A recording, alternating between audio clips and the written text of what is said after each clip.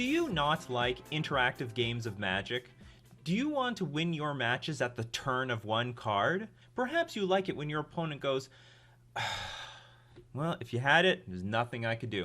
Well, then I've got the deck for you, and that is Heliod Company. That's right, this is the hottest deck on the block in Modern right now, rising up the ranks really often, seeing it all over the place, and it is absolutely making me sick to my stomach. It is the hot thing right now because it is literally Splinter Twins all over the place. There are two-card combos in this archetype that's going to win the game on the spot against your opponents. Let's get into it.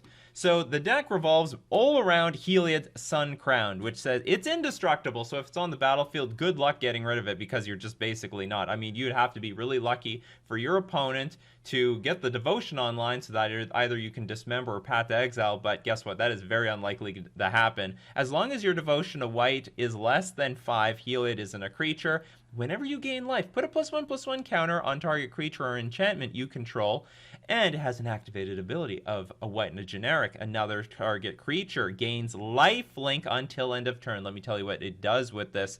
It is a combo with Walking Ballista. This is a Bend Pioneer combo. Walking Ballista, goodbye, you're out of Pioneer, but welcome to Modern. Great. I hate this card. Because of Walking Ballista, all the creatures with 1 toughness basically aren't allowed to exist. It's terrible. It shoots down everything. It's good in the early game. It's good in the late game. What was wrong with Wizards when they made this card? And it slots always into stupid decks like Eldrazi trying to counter Company and now Heliod Company. It's all, whenever there's a stupid deck, I'm like, hey, are you playing a stupid deck? I bet you're playing with Walking. I know it. I knew it. I knew they have Walking Ballista, and here it is. Walking Ballista all over again. So here's the deal. If Walking Ballista has 2 counters on it, and Heliod, you have 2 mana, you give the Walking Ballista lifelink. It shoots the opponent. Heliod triggers whenever you gain, because Walking Ballista has lifelink, and as it hits as it shoots things, it's gaining life. So then Heliod says, do you know what, you just gained life. I'm going to put a counter on Walking Ballista, and then you can remove the counter, shoot your opponent, gain life. Boom, boom, boom, boom, boom, boom, boom, boom, and until your opponent is dead. Infinite life, also infinite damage. Well, probably a very finite life. Your opponent won't have infinite life, so Walking Ballista will do them in. But there, guess what? That's not all. We're not done yet with the win conditions of this deck. We got a second one, Spike Feeder. I haven't seen you since Birthing Pod got banned. What a surprise. So Spike Feeder enters the battlefield with 2 +1/+1 counters. Get this. Remove a +1/+1 counter from Spike Feeder, you gain 2 life. Oh, how convenient is that? Heliod Sun Crown says whenever you gain life, put a counter on a creature. So you put a counter back on Spike Feeder, then you remove the counter, gain 2 life, put a counter back on Spike Feeder, infinite life. Your opponent might as well scoop it all up right then and there. So if you do not have an infinite damage combo in your deck, you are not beating infinite life. Your opponent can just say, okay, just keep drawing cards until you have none left, and then I'm going to win. And that's basically how it's going to be. Infinite life. Very difficult to beat. Very, very difficult to beat. And I mean, even if you had some, they can take the time. They can take, they're not going to deck. Eventually, they're going to find their Walking Ballista and then kill you for infinite damage. So don't expect that they're going to deck anytime soon. Now that's not the only interactions, people. I mean, then the video would be too short now, wouldn't it? Now, how are we going to make this combo consistent? Oh, of course, Eladamri's Call, a Modern Horizons card.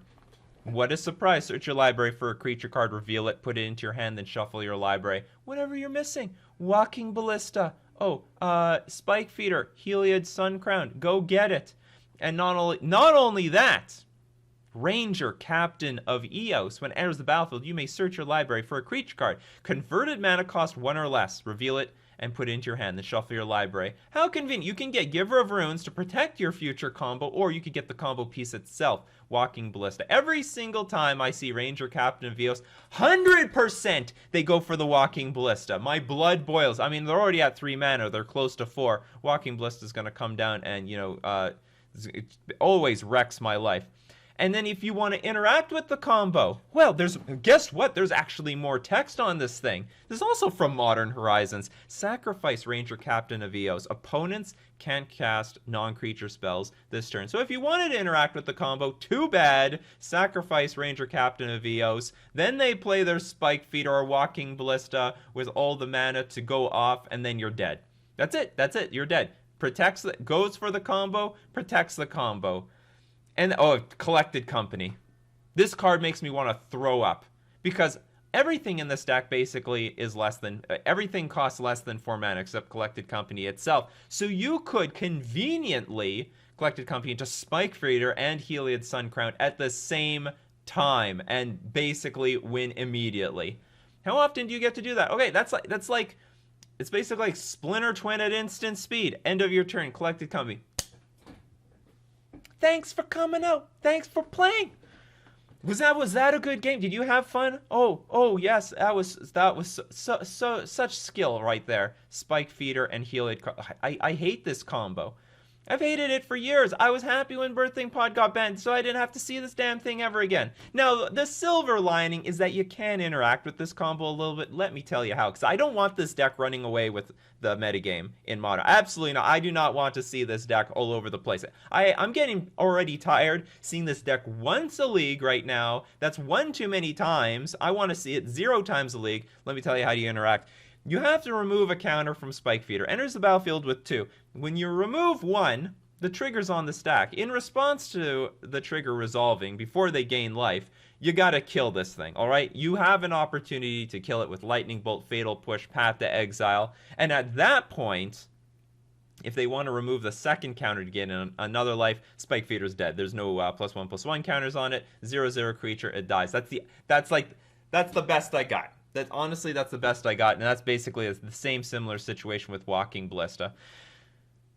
But they can protect it so well. Giver of Runes basically ruins your day. I mean, you have to kill the Giver of Runes, exhausting your removal. Otherwise, it will protect the combo incredibly well. Either the Spike Feeder, the Walking Ballista, or maybe the Heliod Suncrown if there's enough devotion on the battlefield, thanks to Ranger Captain of Eos.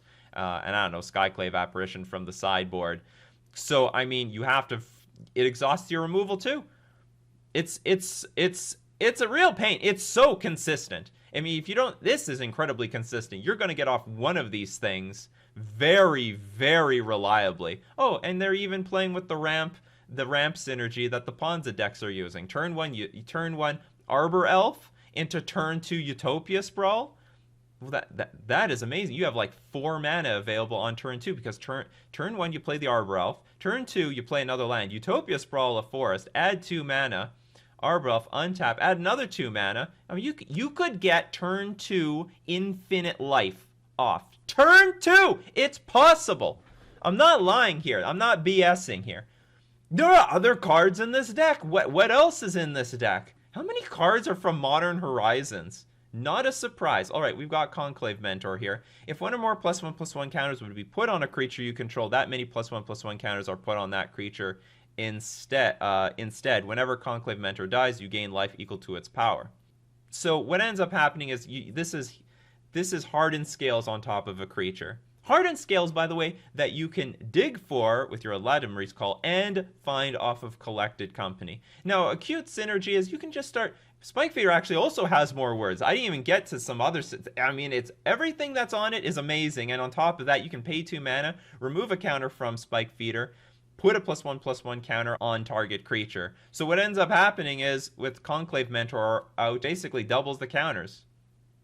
You remove a counter from Spike Feeder, then put 2 counters on it. Remove a counter, put 2 counters on it, right? But you can make a pretty damn big creature even if you don't have the combo on the battlefield. Okay, what else do we got? Oh, Scavenging Ooze, that's just fantastic. Of course, we're going to have 4 Horizon Canopies, solid mana base.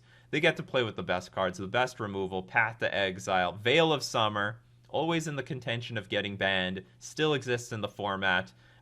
Great way to protect not only cards that they're casting, but cards on the battlefield. How convenient for a creature-based deck. Damping Sphere, Rest in Peace, doesn't use the graveyard. A lot of combo decks use the graveyard, so they don't have to be worried about the graveyard hate, and they get to use the best graveyard hate at the same time. Eidolon of the Rhetoric and Skyclave Apparition. I don't even know what they need to exile. I don't even know. Like, I mean, this is just like the icing on the cake for the most part. This is like the hottest card that came out of Zendikar Rising, ETB, exile basically anything for CMC or lower.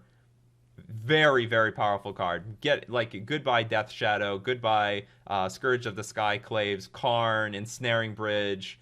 They don't even care about Ensnaring Bridge. But if they did have to care, if there's anything in the way that they care about, it's gone with Skyclave Apparition. This is a terrible deck. This is disgusting. This deck shouldn't exist. No one should play this deck. No one should have an ability to play this deck. Let me show you how to play this deck. With Mana Traders, the premier place to rent Magic cards online. If you were ever concerned a deck like this was going to get cards banned from it, what better way to play it than to rent it with a service like Mana Traders? And you can support the channel with my Mana Traders link in the description below, or you can get 15% off your first 3 months with my coupon code Nikachu. I have no idea what hoses this deck, exactly what archetypes I have to call out to support in order to beat this damn thing, because I'm seeing this like at least 20% of the time. It's growing, it's getting larger, because it's a very easy combo to pull off, and I'm tired of seeing it. Anyway, this has been Nikachu, Merfolk Master, talking about this disgusting pile of Splinter Twins in Modern.